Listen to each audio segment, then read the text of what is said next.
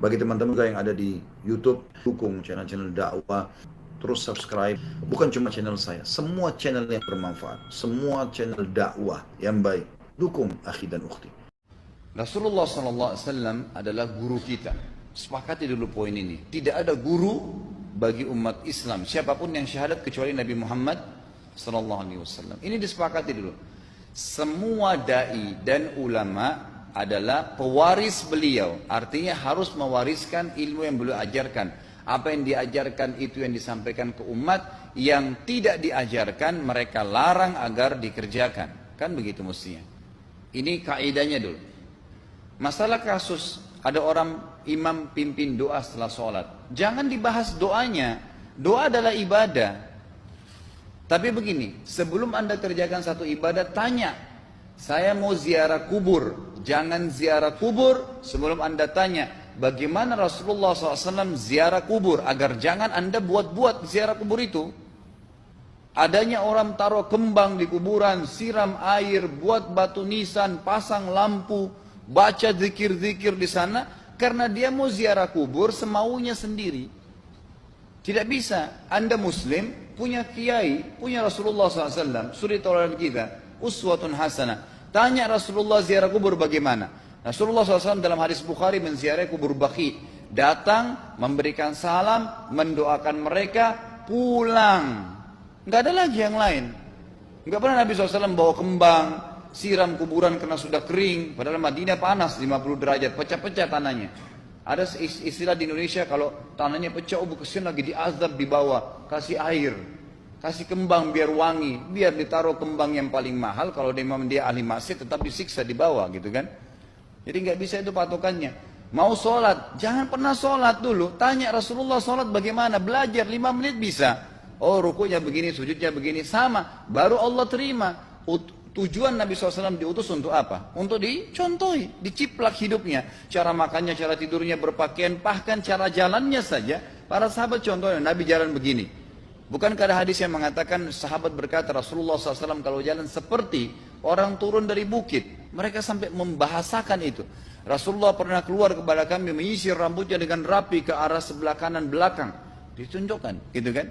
Rasulullah SAW menyukai ini. Rasulullah SAW memakan dengan cara begini. Diajarkan kepada kita semua agar kita contohin.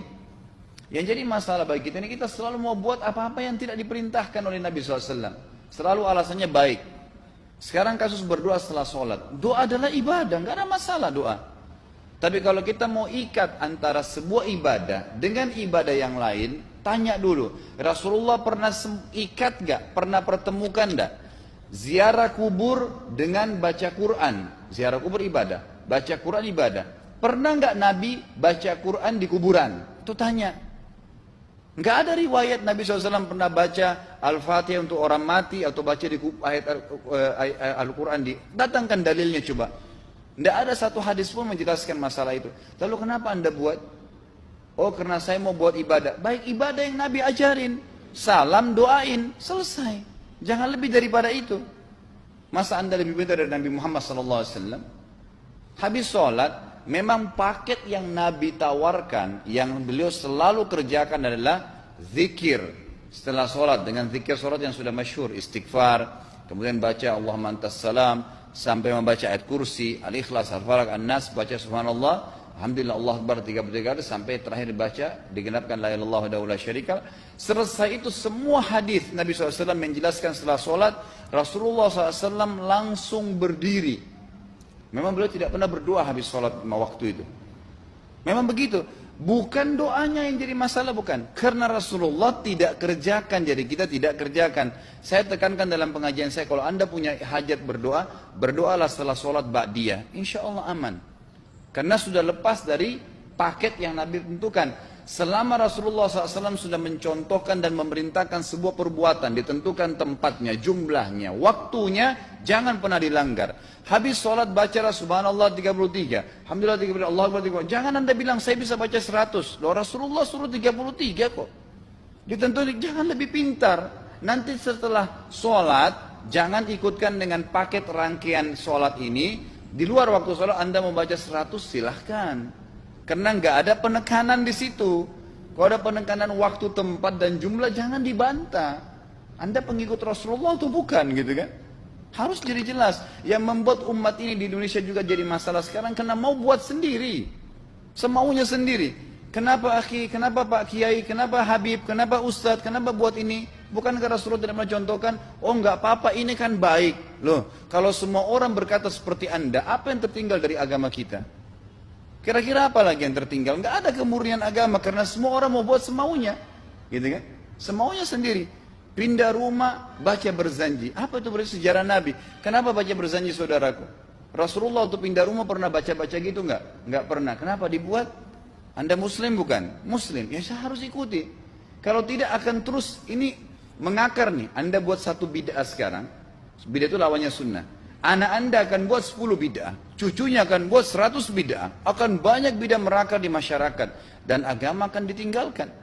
Kemurnian sunnah akan hilang gitu kan. Ini bahaya. Ingat, Nabi SAW mengatakan kepada kita dengan hadis yang sangat jelas. Hadis sahih riwayat Imam Ahmad bunyinya begini. Semoga Allah merahmati umatku yang menukil dariku seperti apa yang aku ajarkan atau sebutkan. Sampai ulama hadis mengatakan Nabi ucapin habis sholat astagfirullah, maka sahabat tidak ada berani menambah azim. Enggak ada sahabat yang bilang astagfirullahaladzim habis sholat, enggak ada. Astagfirullah saja karena Nabi ucapin itu. Mereka mengakui tidak lebih pintar daripada Nabi SAW. Kenapa kita harus tambah? Astagfirullahaladzim, wali walidayya, wali muslimin, panjang. Dari mana ini semua? Ditambah-tambah, diembel-embelin, kenapa? Akhirnya keluar dari ajaran Nabi Muhammad SAW. Ini masalah gitu kan? Kenapa harus dilakukan? Peringatan maulid Nabi sudah sering saya ingatkan. Anda tanya semua yang buat maulid. Kapan maulid itu sejarahnya ada? Semua buku sejarah menjelaskan tahun 230 Hijriah. Nabi meninggal tahun berapa? 11 Hijriah. Gitu kan? 11 Hijriah. Lalu kenapa harus ada dilakukan? Dan dari mana sejarahnya? Yang membuat pertama adalah orang-orang Syiah. Sejarahnya jelas dari Fatimiyah. Semua buku sejarah sepakat mengatakan bahwasanya maulid munculnya di zaman Fatimiyah. Dinasti Fatimiyah, orang-orang Syiah di Mesir. Gitu kan? Dan mereka punya 6 macam maulid yang sampai hari ini masih dikerjakan di Iran. Ada maulid Nabi SAW, Hasan, Husain, Ali, Fatimah, dan raja mereka. Sampai hari ini masih ada. Kenapa orang-orang waktu baca maulid, baca salawat sambil berdiri pegang tangannya taruh di dada? Karena keyakinan orang Syiah, ruhnya Nabi SAW sedang lewat. Anda tahu nggak itu? Banyak orang kita buat tidak tahu. Yang penting bahasa Arab ikut saja. Gitu kan? Tidak bisa. Nabi SAW tidak pernah rayakan. Pernah ada yang bilang sama saya, Ustaz, kan Nabi SAW pernah bilang, waktu ditanya tentang puasa Senin, beliau mengatakan hari itulah aku dilahirkan. Terus kenapa? Berarti boleh merayakan ulang tahun hari Senin, gitu kan? Tidak. Nabi SAW cuma menginformasikan bahwasanya beliau lahir di hari Senin. Dan beliau tidak pernah ngumpulin sahabat untuk baca bersama-sama, merayakan hari raya. Beliau tidak pernah. Kalau itu benar, Nabi nggak bakal tinggalkan kok.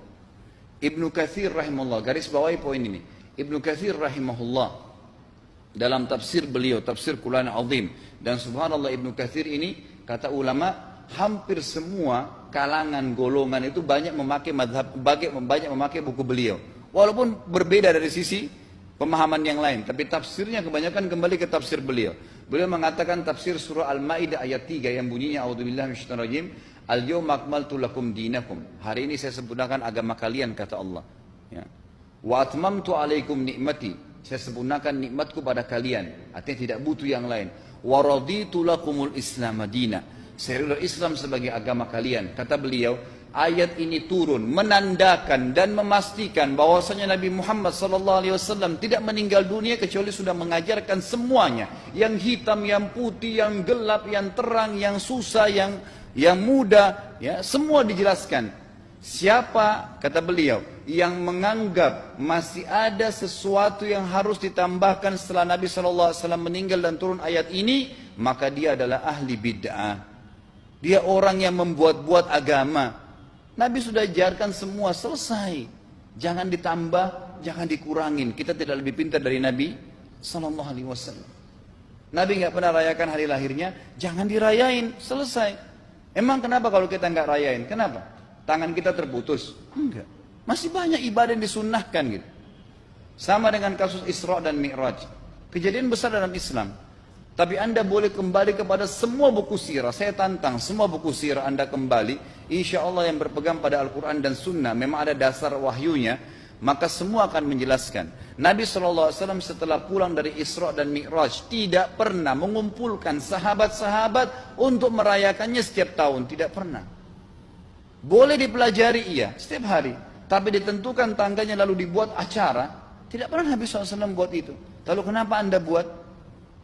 Kalau Anda mau tetap buat, ya silahkan. Itu hak terserah Anda. Tapi saya ngajak kepada Anda kembali kepada kemurnian ajaran Nabi SAW. Kita tidak akan pernah kembali. Kata Syekh Utsaimin rahimahullah, umat Islam ini akan kembali kepada kejayaan mereka kalau mereka betul-betul kembali kepada ajaran Rasul mereka Muhammad SAW. Murnikan ajaran Nabi, yang jalankan seperti yang beliau ajarkan, selesai, akan aman, pasti akan kembali kejayaannya.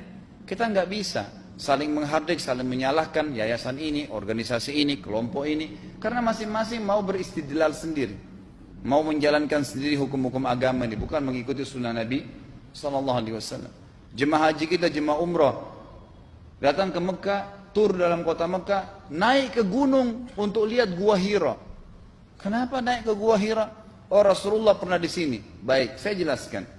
Nabi Muhammad SAW ke Gua Hira sebelum turunnya wahyu. Dan beliau terakhir sekali di Gua Hira pada saat menerima Iqra bismi rabbikal ladzi khalaq. Itu saja.